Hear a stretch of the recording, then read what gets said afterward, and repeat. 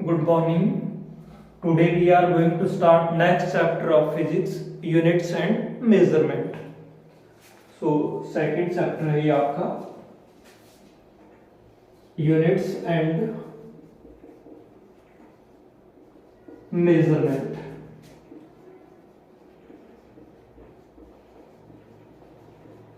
इसमें first off we will discuss about the physical quantity. What is physical quantity? Physical quantity है क्या? देखो physical quantity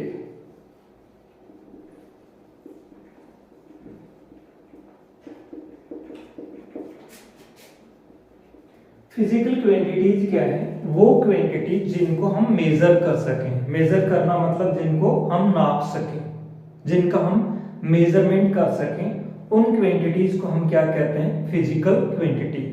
those quantities which can be measured and in which laws of physics can be expressed. ऐसी quantities को हम क्या कहेंगे? Physical quantities, यानी जिनका मेजरमेंट किया जा सके और जिनके टर्म्स में हम फिजिक्स के लॉज को एक्सप्रेस कर सके। आप कहेंगे कि फिजिक्स के लॉज को एक्सप्रेस कर सके, ये कैसे? जैसे हम जानते हैं एक लॉ आपने 9th क्लास में भी पढ़ा होगा, F is equal to ma, या 11th क्लास में भी हम डिस्कस करेंगे। Force is the product of mass and acceleration, जब हम न्यूटन्स लॉ को डिस्कस करेंगे वहां पर। तो ये क्या है? लॉ ऑफ फिजिक्स है। और ये क्या है? जिनके टर्म में हम लॉ ऑफ फिजिक्स को एक्सप्रेस कर रहे हैं, ये फिजिकल क्वांटिटीज हैं। मास भी क्या है? एक फिजिकल क्वांटिटी, और एक्सेलरेशन भी क्या है? एक फिजिकल क्वांटिटी, और फोर्स भी क्या है? एक physical quantity. So physical quantity का डेफिनेशन क्लियर हो? Those quantities which can be measured and laws of physics can be expressed in terms of which. इनके टर्म्स में हम लॉज ऑफ फिजिक्स को क्या कर सकें? एक्सप्रेस कर सकें। ऐसी क्वांटिटीज को हम क्या बोलेंगे? Physical quantities. So I think clear. क्या? The quantities which can be measured in terms of which laws of physics can be expressed are known as physical quantities.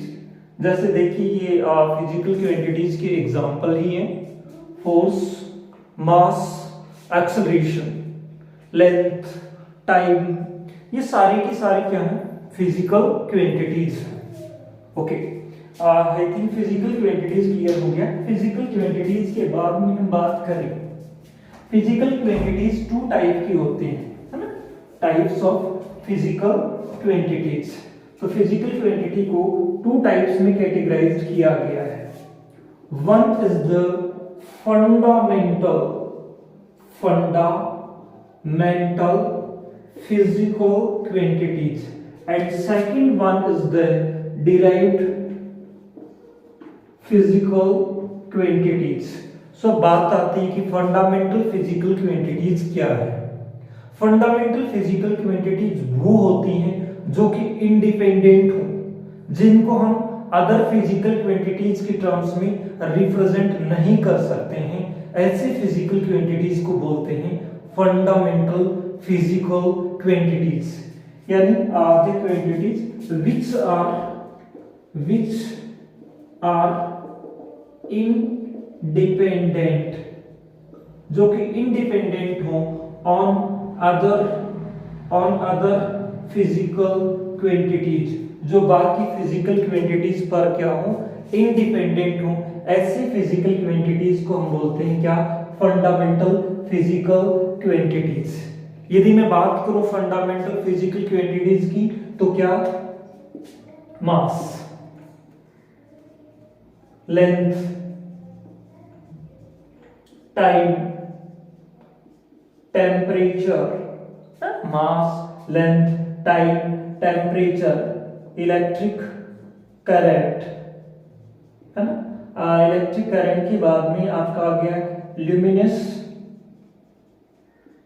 Intensity and amount of substance. ये किनके example हैं? These are the example of the fundamental physical quantities. तो कितनी है fundamental physical quantities? 7 है ना। Mass, length, time, temperature, electric current, luminous intensity and amount of substance, है ना। These are the fundamental physical quantities. Okay, fundamental physical quantities clear हुआ। वो quantities जो कि अदर क्वांटिटीज पर क्या हो? इंडिपेंडेंट हो, यानी अदर फिजिकल क्वांटिटी पे डिपेंड ना करें, ऐसे फिजिकल क्वांटिटीज को हम बोलेंगे fundamental physical quantities. Second type की जो फिजिकल क्वांटिटी है वो है आपकी डिराइव्ड फिजिकल क्वांटिटीज, है ना। इसको हम कह सकते हैं the quantities which do not depend on which depend on other physical quantities, है ना, जो कि अदर फिजिकल क्वांटिटीज पर क्या करें? डिपेंड करें। ऐसे फिजिकल क्वांटिटीज को हम बोलते हैं डिराइव्ड फिजिकल क्वांटिटीज। तो इसको हम कह सकते हैं which depend on fundamental physical quantities, है ना। ऐसी फिजिकल क्वांटिटीज को हम बोलेंगे डिराइव्ड फिजिकल क्वांटिटीज। अब जितने भी इन 7 जो फंडामेंटल फिजिकल क्वांटिटी थी, इनके अलावा जितनी भी क्वांटिटीज हैं सारी की सारी कौन सी फिजिकल क्वांटिटी बोली जाती हैं? डिराइव्ड फिजिकल क्वांटिटी बोली जाती है। तो एग्जांपल में हम क्या कहें? Other than 7 fundamental physical quantities, all are example of derived physical quantity। In 7 fundamental physical quantity के अलावा जितनी भी फिजिकल क्वांटिटी हैं सभी कौन सी फिजिकल क्वांटिटी बोली जाती हैं? डिराइव्ड फिजिकल क्वांटिटी बोली जाती है। फिर से देखिए, फिजिकल क्वांटिटी क्लियर हो गया, वो क्वांटिटी जिनका मेजरमेंट किया जा सके और जिनके टर्म्स में लॉज ऑफ फिजिक्स को एक्सप्रेस किया जा सके, उन क्वांटिटीज को हम क्या बोलते हैं? Physical quantities. क्लियर? यानी the quantities which can be measured and in term of which laws of science can be expressed are known as physical quantities, right. Science में भी कौन से साइंस के लॉज? फिजिक्स के लॉज को express किया जा सके। फिर बात आती है कितने पार्ट्स में कैटेगराइज किया गया इनको? 2 टाइप्स में, fundamental physical quantity and second one is your derived physical quantity, right. Fundamental physical quantity वो क्वांटिटी है जो कि इंडिपेंडेंट हो, किसी दूसरी फिजिकल क्वांटिटी पे डिपेंड ना करें, ऐसी क्वांटिटी को हम बोलते हैं फंडामेंटल फिजिकल क्वांटिटी। ये हमें याद रखनी पड़ेगी। कितनी फंडामेंटल फिजिकल क्वांटिटीज हैं? 7 है।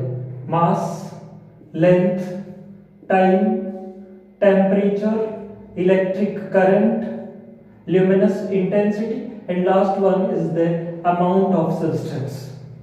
सेकंड जो कैटेगरी है फिजिकल क्वांटिटी की वो है आपकी derived physical quantity. Derived physical quantity are those quantities which can be expressed या which depend on the fundamental physical quantities are known as derived physical quantities। Examples क्या हैं? इन 7 fundamental physical quantity के अलावा जितने भी एग्जाम्पल हैं सारे के सारे हैं आपकी डिराइव्ड फिजिकल क्वांटिटीज की। जैसे स्पीड हो गया, फोर्स हो गया, एक्सेलरेशन हो गया, ये सारे के सारे किसके एग्जाम्पल हैं? डिराइव्ड फिजिकल क्वांटिटीज के एग्जाम्पल। तो अब हम बात करेंगे जो हमारा चैप्टर है यूनिट्स एंड मेजरमेंट का। फर्स्टली हम मेजरमेंट को डिस्कस करेंगे, उसके बाद में यूनिट को डिस्कस करेंगे, फिर आगे चैप्टर को कंटिन्यू रखेंगे। देखिए, मेजरमेंट का मतलब क्या है?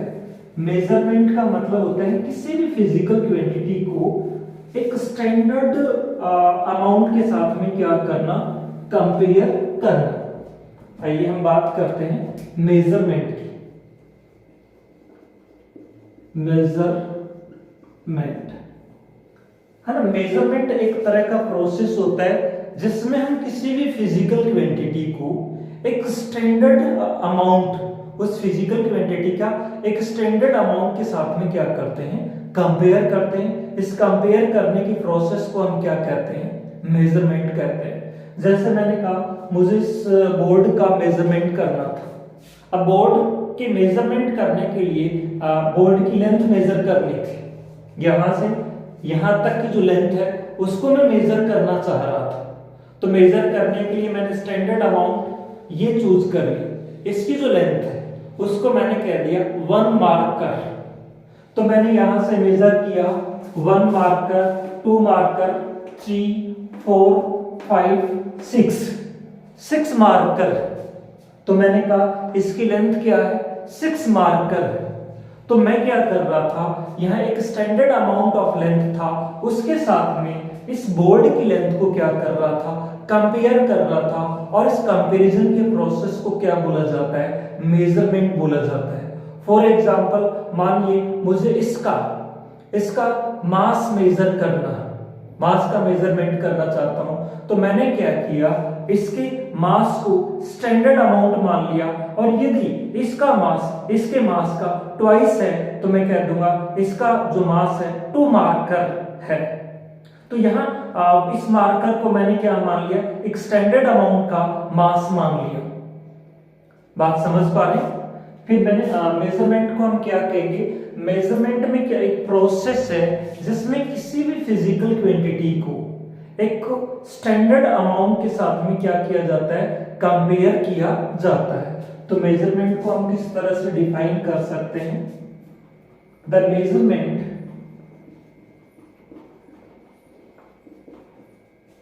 measurement of a physical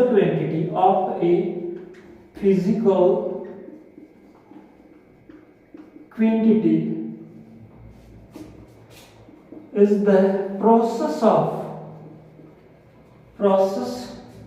of comparing it with a standard amount of physical quantity of same kind। Same kind का मतलब क्या है, यदि मैं इस बोर्ड की लेंथ को मेजर करना चाह रहा हूं तो मैं एक स्टैंडर्ड लेंथ ही लूंगा। सेम काइंड का मतलब है इसकी लेंथ से कंपेयर करूंगा। और यदि मैं इस बोर्ड का मास कंपेयर करना चाह रहा हूं तो मैं इसके मास से कंपेयर करूंगा। सेम काइंड का मतलब ये हुआ। तो इस प्रोसेस को हम क्या बोलते हैं, इस प्रोसेस को हम बोलते हैं measurement. So what is measurement? The measurement of a physical quantity is the process of comparing it with a standard amount of physical quantity of same kind। इस प्रोसेस को हम बोलते हैं मेजरमेंट। मेजरमेंट में 2 थिंग है। क्या? जैसे मान लीजिए मैं इस क्लासरूम की लेंथ मेजर करना चाह रहा हूं, है ना। तो लेंथ एक क्या है, फिजिकल क्वांटिटी है, यानी मैं इस एक फिजिकल क्वांटिटी यानी Q को मेजर करना चाह रहा हूं। तो यहाँ 2 चीजें आएंगी, है ना। जैसे फिजिकल क्वांटिटी की जगह ये आ गया, I am going to measure the length. जैसे मैंने लेंथ को मेजर करके लिख दिया, यहां से लेके यहां तक की जो लेंथ है that is 4 metre. So 4 metre, या फिर किसी ने मेजर करके लिख दिया 400 सेंटीमीटर। वो था द सेम थिंग। आप कहेंगे इसमें देखो क्या आ रहा है, ये तो क्या आ रही है, एक न्यूमेरिक वैल्यू। तो किसी भी फिजिकल क्वांटिटी में क्या आती है, एक न्यूमेरिक वैल्यू आती है, बाद में उसकी क्या आती है, यूनिट आती है। आप कहेंगे ये भी एक न्यूमेरिक वैल्यू है और सेंटीमीटर भी एक क्या है, यूनिट है। तो ये दोनों n1 और n2 दोनों न्यूमेरिक वैल्यू अलग अलग है, क्योंकि दोनों सिस्टम ही क्या है, अलग अलग है। एक में मीटर में मेजर किया गया है और दूसरे में सेंटीमीटर में मेजर किया गया है। तो यहाँ जो बात आ रही है यूनिट की, इसको हम कहते हैं क्या, यूनिट। यहाँ ये यूनिट है और यहाँ ये यूनिट है, दोनों अलग अलग सिस्टम्स में यूनिट है। तो अब हम बात करेंगे कि यूनिट क्या होती है, राइट। यूनिट क्या है, तो यूनिट को समझ पा रहे हैं। मेजरमेंट का मतलब समझे। मेजरमेंट का मतलब है किसी भी फिजिकल क्वांटिटी को उसकी एक स्टैंडर्ड वैल्यू के साथ में क्या करना, कंपेयर करना। उस कंपेयर करने के प्रोसेस को ही हम क्या कहेंगे, मेजरमेंट कहेंगे। अब देखिए, हम बात करेंगे यूनिट की। यूनिट क्या होती है, देखिए यूनिट एक स्टैंडर्ड अमाउंट है ना, जो कि किसी भी फिजिकल क्वांटिटी को मेजर करने के काम में लाया जाता है। What is unit? यूनिट में ये कहूं, unit is standard amount. Unit या पूरा नाम हम कह सकते हैं physical unit. It is the standard amount of physical quantity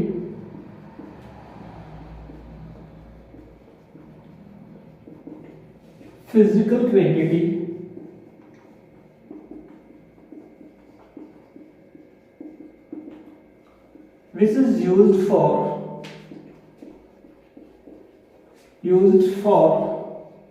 measurement of same kind of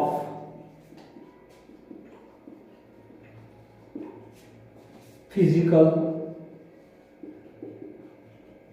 quantity, है ना। ये एक स्टैंडर्ड है जो कि सेम काइंड की फिजिकल क्वांटिटी के मेजरमेंट के काम में लाया जाता है। तो इसको हम क्या कहते हैं, यूनिट कहते हैं। अब बात करते हैं हम यूनिट की। जैसे मैंने ये कहा कि इस मार्कर को मैंने एक लेंथ की यूनिट बना दिया। फॉर एग्जांपल इस मार्कर को मैंने लेंथ की एक यूनिट बना दिया और हम कोई भी लेंथ को मेजर करने लगे। हम मेजर करने लगे कि इस बोर्ड की विड्थ क्या है, तो 1 2 3 4 5 6, आपने कहा 6 मार्कर। सो मार्कर को आपने क्या बना दिया, स्टैंडर्ड बना दिया। तो यहां मार्कर क्या बोली जाएगी, एक यूनिट। मान लीजिए आपने इतनी बड़ी लेंथ को एक नाम दे दिया, क्या, मीटर। तो मीटर क्या है, एक स्टैंडर्ड।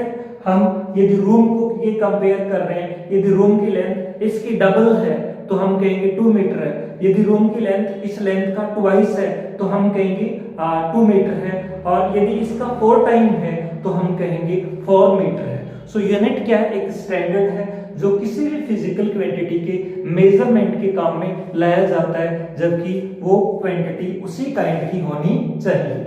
सो ये यूनिट था।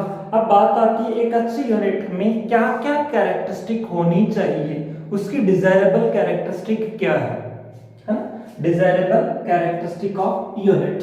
और देन हम बात करेंगे टाइप्स ऑफ यूनिट की।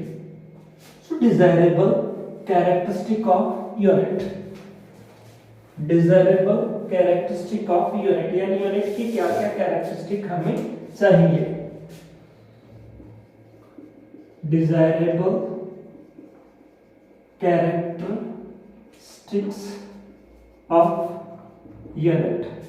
जो मेन डिजायरेबल कैरेक्टरिस्टिक है वो क्या क्या होनी चाहिए। एक तो देखो यूनिट क्या होनी चाहिए, वेल डिफाइंड होनी चाहिए, पूरी तरह से डिफाइंड होनी चाहिए।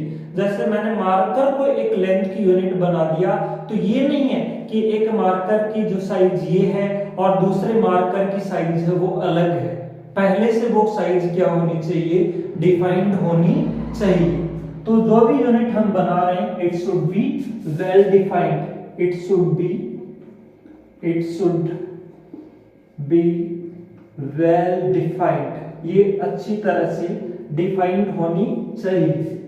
Second thing, it should not change with time, ये टाइम के साथ में चेंज नहीं होनी चाहिए। फॉर एग्जांपल हमारे पास एक छोटा सा ट्री है, इतना पेड़ है ना, इतना ट्री है, और उसको हमने लेंथ की एक स्टैंडर्ड यूनिट बना दिया। उस ट्री को हम काम में ले रहे हैं लेंथ मेजरमेंट के लिए। मैंने कहा जिस ट्री की लेंथ उस ट्री की लेंथ के इक्वल है उसको मैंने नाम दे दिया 1 ट्री। जिस ट्री की लेंथ उस ट्री की लेंथ के 2 टाइम है, जिसकी लेंथ उसकी 2 टाइम है, उसको मैंने नाम दे दिया 2 ट्री। और जिस की लेंथ उसकी 5 टाइम है उसको मैंने नाम दे दिया 5 ट्री। मान लीजिए कोई बिल्डिंग थी जिसकी हाइट थी 5 ट्री, लेकिन 5 ईयर के बाद में हमने देखा वो जो ट्री है उसकी खुद की हाइट ही क्या होगी, चेंज होगी। तो क्या अब उस बिल्डिंग की हाइट है वो 5 पहले वाली जितनी होगी, नहीं होगी। क्या बिल्डिंग की हाइट चेंज होगी, बिल्डिंग की हाइट चेंज नहीं हुई, लेकिन हमने जिसको यूनिट माना था, जिस ट्री को, उसकी हाइट क्या होगी, चेंज होगी। यानी हमारी जो यूनिट है वो टाइम के साथ में क्या होगी, चेंज होगी। तो यूनिट ऐसी होनी चाहिए जो टाइम के साथ में क्या नहीं होनी चाहिए, चेंज नहीं होनी चाहिए। तो नेक्स्ट है unit should not change with time, it should not change with time. हाँ, नेक्स्ट वन, ये इंटरनेशनली एक्सेप्टेबल होनी चाहिए, सभी नेशंस में इसको जाना जाना चाहिए। सो नेक्स्ट वन, क्या कैरेक्टरिस्टिक होनी चाहिए, it should be internationally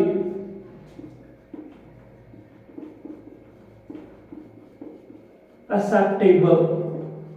and last one, ये क्या होना चाहिए, इट शुड नाइदर लार्ज और नॉर स्मॉल, ये इतना स्मॉल भी नहीं है, यानी कन्वीनियंट होनी चाहिए, it should be convenient, it should neither be large nor be small for measurement of a physical quantity, है ना।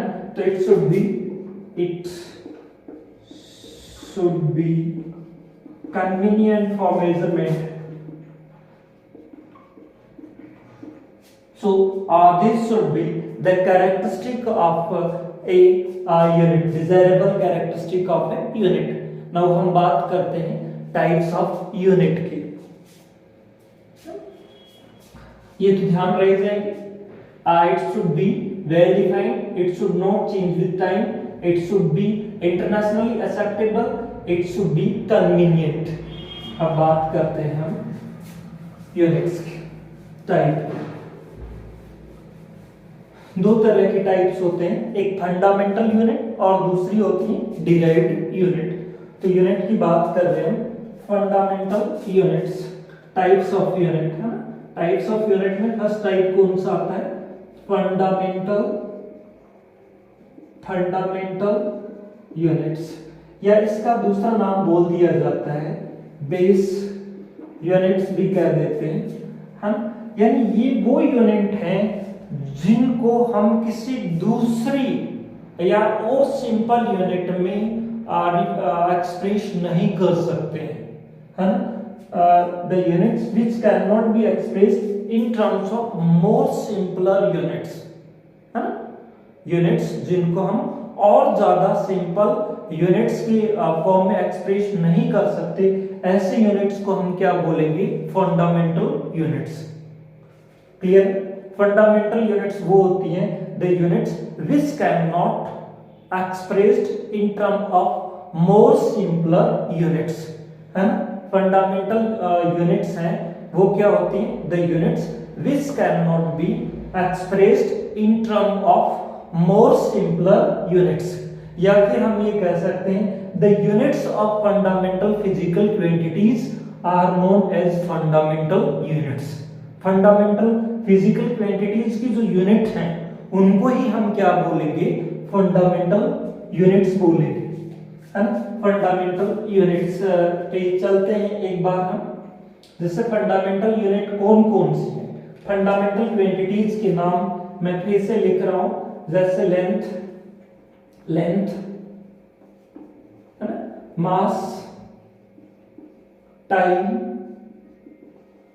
टेम्परेचर, इलेक्ट्रिक करंट, है ना। इलेक्ट्रिक करंट के बाद में आपका आगे ल्यूमिनस इंटेंसिटी,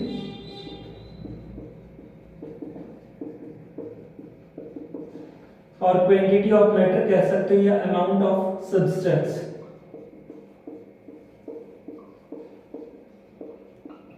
अब देखो इसकी जो यूनिट है, इसकी यूनिट ध्यान रखिए, ये जितने भी यूनिट हैं ये सारी की सारी स्मॉल लेटर में लिखी जाती है। जैसे लेंथ है, लेंथ की यूनिट क्या होती है? METRE, स्मॉल लेटर में। मास, मास की मैं ऐसा यूनिट की बात कर रहा हूं, किलोग्राम, है ना। टाइम की सेकंड, है ना। टेम्परेचर की केल्विन या डिग्री सेल्सियस, केल्विन ऐसा यूनिट है, केल्विन ऐसा यूनिट। इलेक्ट्रिक करंट की एम्पियर, ल्यूमिनस इंटेंसिटी की कैंडेला, है ना, कैंडेला। अमाउंट ऑफ सब्सटेंस की मोल। ये सारी की सारी यूनिट है वो स्मॉल लेटर में लिखी जाती हैं। अभी आप ऐसा ही सिस्टम या एमकेएल सिस्टम ये नहीं जानते, आप ये मानिए इनकी यूनिट है, लेंथ की यूनिट सेंटीमीटर भी होती होगी, लेंथ की यूनिट mm भी होती होगी, लेंथ की यूनिट किलोमीटर भी होती होगी, है ना। ये तो अभी हम ऐसा ही सिस्टम की बात नहीं कर रहे, अभी तो हम इन क्वांटिटीज की यूनिट की बात कर रहे हैं। इनकी यूनिट को हम कौन सी यूनिट बोलते हैं? फंडामेंटल यूनिट्स बोलते हैं। सेकंड टाइप की जो कैटेगरी आती है उसको हम कह रहे हैं कौन सी? Derived unit. फंडामेंटल यूनिट्स में आपने क्या कहा? वो unit which can not be expressed in term of more simpler units, यानी इनको आपने क्या कहा? Which can not be expressed in terms of more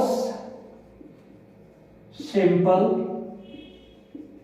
units, इनको और ज्यादा सिंपल यूनिट की टर्म्स में एक्सप्रेस नहीं कर सके उनको आप बोलेंगे क्या? Fundamental units. सो अब बात आती है डिराइव्ड यूनिट। डिराइव्ड यूनिट वो होती हैं विच can be expressed in term of the fundamental units. Derived unit वो होगी जिनको हम किसके टर्म में एक्सप्रेस कर सकते हैं? फंडामेंटल यूनिट्स के टर्म में, यानी ये वो यूनिट होती हैं जिनको इनके टर्म में हम क्या कर सकते हैं? एक्सप्रेस कर सकते हैं। तो इसको क्या कह सकते हैं? The units which can be expressed in terms of fundamental units. Fundamental units जिनको हम फंडामेंटल यूनिट्स के टर्म में एक्सप्रेस कर सकते हैं, ऐसी यूनिट को हम बोलेंगे डिराइव्ड यूनिट। जैसे मैं एक एग्जांपल दे रहा हूं, आपने स्पीड का फॉर्मूला पढ़ा, क्या होता है? Distance upon time. तो आप जानते हैं जैसे स्पीड है, स्पीड का फॉर्मूला होता है डिस्टेंस डिवाइडेड बाय टाइम। अब मैं कहूं आप यूनिट लिखिए किसकी? Unit of speed, unit of speed वो क्या होगी? Unit of distance upon unit of time. क्यों? डिस्टेंस एक तरह की क्या है? लेंथ है ना। डिस्टेंस एक तरह की क्या है? लेंथ है। और लेंथ की यूनिट क्या होती है? मीटर। और टाइम की यूनिट क्या होती है? सेकंड। तो ये क्या हो गया? Metre per second. तो यूनिट ऑफ स्पीड है वो क्या है? Metre per second. यानी इस यूनिट को हमने फंडामेंटल जो यूनिट्स उनके टर्म में एक्सप्रेस किया है। स्पीड की यूनिट को हमने फंडामेंटल यूनिट्स के टर्म में, मीटर क्या थी? Fundamental unit. सेकंड भी क्या थी? Fundamental unit. इनके टर्म में एक्सप्रेस किया है, तो मीटर पर सेकंड जो है ये यूनिट कैसी होगी? डिराइव्ड यूनिट होगी। अच्छा, एक चीज और ध्यान रखिए, जो भी फिजिकल क्वांटिटी है इनके लिए जो सिंबल है, मीटर के लिए क्या लिखा जाता है? स्मॉल m, किलोग्राम के लिए small k small g, second के लिए स्मॉल s, है ना। और जो यूनिट साइंटिस्ट के नाम से बनाई गई है उनका सिंबल के टाइम में, जैसे केल्विन कौन थे? साइंटिस्ट। सिंबल में लिखा जाएगा कैपिटल K। यहां तो आएगा स्मॉल k ही, लेकिन सिंबल में क्या लिखा जाएगा? Capital K। एम्पियर कौन थे? वो भी साइंटिस्ट थे, उनके नाम से जो यूनिट ली गई है, तो एम्पियर के सिंबल के लिए कैपिटल ए लिखा जाएगा, यहाँ तो स्मॉल में ही लिखा जाएगा, है ना। और कैंडेला के लिए सीडी और मोल के लिए MOL, ई नहीं लिख रहे हम। तो इन यूनिट को हम क्या बोलेंगे, ये यूनिट कौन सी है, फंडामेंटल यूनिट्स।